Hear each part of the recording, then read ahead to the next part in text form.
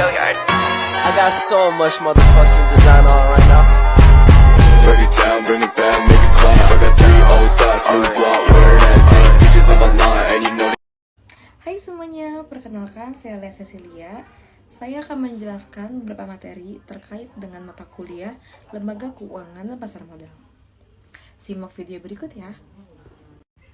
Otoritas Jasa Keuangan atau OJK adalah lembaga negara yang dibentuk berdasarkan Undang-Undang Nomor 21 Tahun 2011.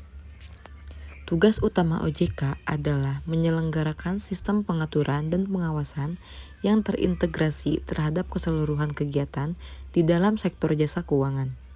Sektor jasa keuangan yang diawasi oleh OJK meliputi perbankan, pasar modal, dan sektor jasa keuangan non-bank seperti asuransi, dana pensiun, lembaga pembiayaan, dan lembaga jasa keuangan lainnya. Pada tanggal 31 Desember 2012, tugas pengawasan industri keuangan non-bank dan pasar modal resmi dialihkan dari Kementerian Keuangan dan Bapepam LK ke OJK. Sedangkan pengawasan di sektor perbankan dialihkan ke OJK pada tanggal 31 Desember 2013 dan lembaga keuangan mikro pada tahun 2015. OJK dibentuk dengan tujuan agar keseluruhan kegiatan di dalam sektor jasa keuangan dapat terselenggara secara teratur, adil, transparan, akuntabel, dan mampu mewujudkan sistem keuangan yang tumbuh secara berkelanjutan dan stabil. Selain itu, OJK juga bertugas melindungi kepentingan konsumen dan masyarakat. Dengan adanya OJK, diharapkan lembaga ini dapat mendukung kepentingan sektor jasa keuangan secara menyeluruh sehingga dapat meningkatkan daya saing perekonomian. Tugas utama OJK sebagaimana diatur dalam pasal 6 Undang-Undang Nomor 21 Tahun 2011 adalah melakukan pengaturan dan pengawasan terhadap kegiatan jasa keuangan di sektor perbankan, pasar modal, perasuransian, dana pensiun, lembaga pembiayaan, dan lembaga jasa keuangan lainnya. Struktur organisasi OJK terdiri dari Dewan Komisioner OJK dan pelaksana kegiatan operasional.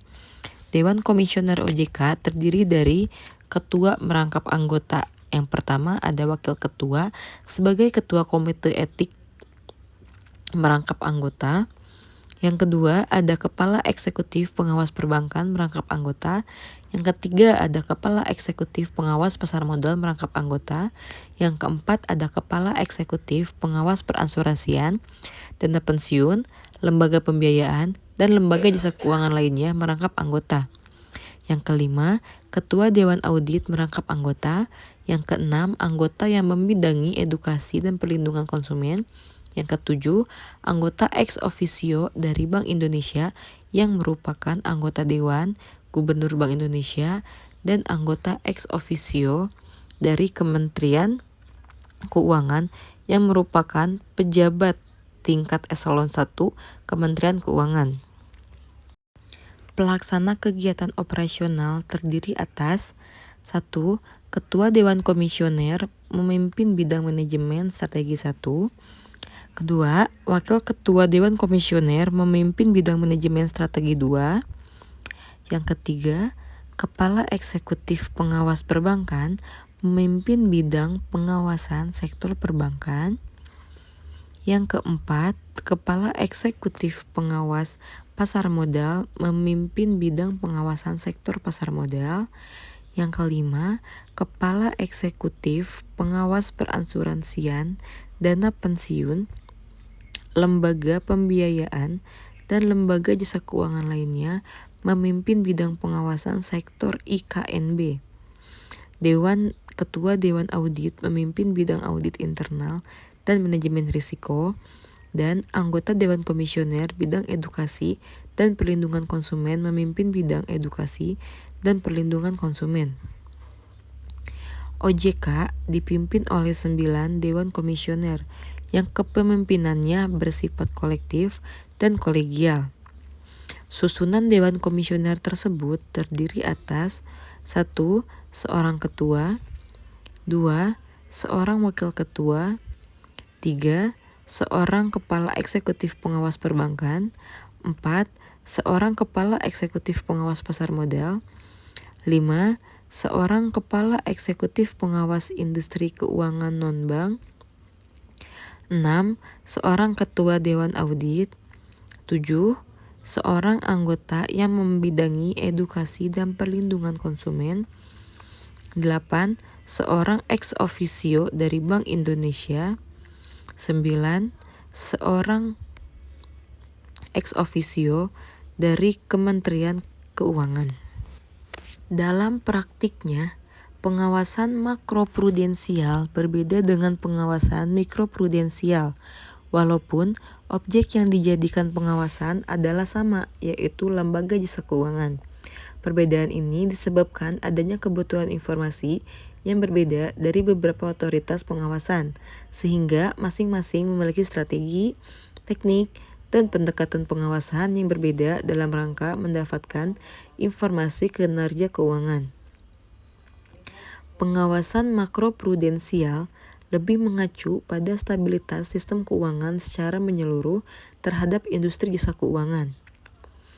Dalam melakukan pengawasan makroprudensial, pengawasan terhadap lembaga jasa keuangan tidak dilakukan secara individu, namun dilakukan secara agregat.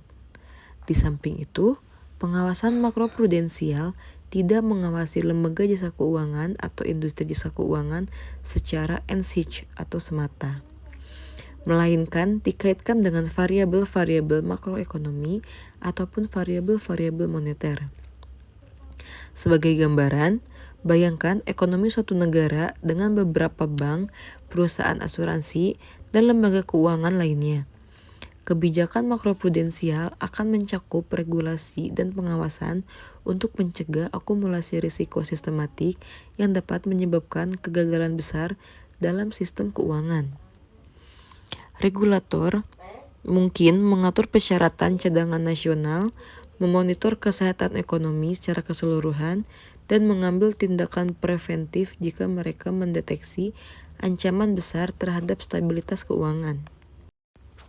Contoh langsung, pada saat krisis ekonomi global, regulator makroprudensial dapat menetapkan batasan pada pertumbuhan pinjaman, memperkuat persyaratan modal, atau mengeluarkan kebijakan lainnya untuk mengurangi risiko sistematik yang dapat mengakibatkan kolaps ekonomi secara keseluruhan. Pengawasan mikroprudensial lebih fokus pada kinerja individu lembaga jasa keuangan, termasuk konglomerasinya.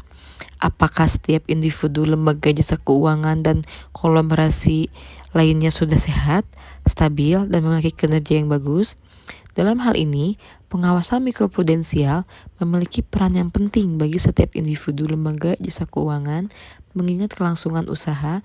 Setiap lembaga jasa keuangan harus dipantau secara terus-menerus dan sistematis. Kewajiban bagi setiap lembaga jasa keuangan adalah untuk menjaga tingkat kesehatan keuangan masing-masing agar secara keseluruhan atau agregat dapat mendukung terciptanya stabilitas sistem keuangan. Sebagai ilustrasinya, bayangkan sebuah bank yang beroperasi di suatu negara. Kebijakan makroprudensial akan melibatkan regulator keuangan, memantau dan menilai risiko yang dihadapi oleh bank ini secara spesifik. Mereka mungkin menetapkan persyaratan modal minimum yang harus dipenuhi oleh bank ini, melakukan evaluasi risiko kredit, dan memastikan bahwa bank memiliki sistem pengelolaan risiko yang efektif.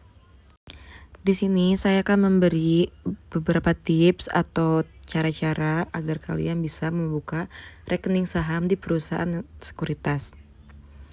Syaratnya yang pertama harus memiliki KTP, berwarga negara Indonesia, memiliki nomor peserta wajib pajak atau NPWP, memiliki buku tabungan, dan memiliki rekening bank.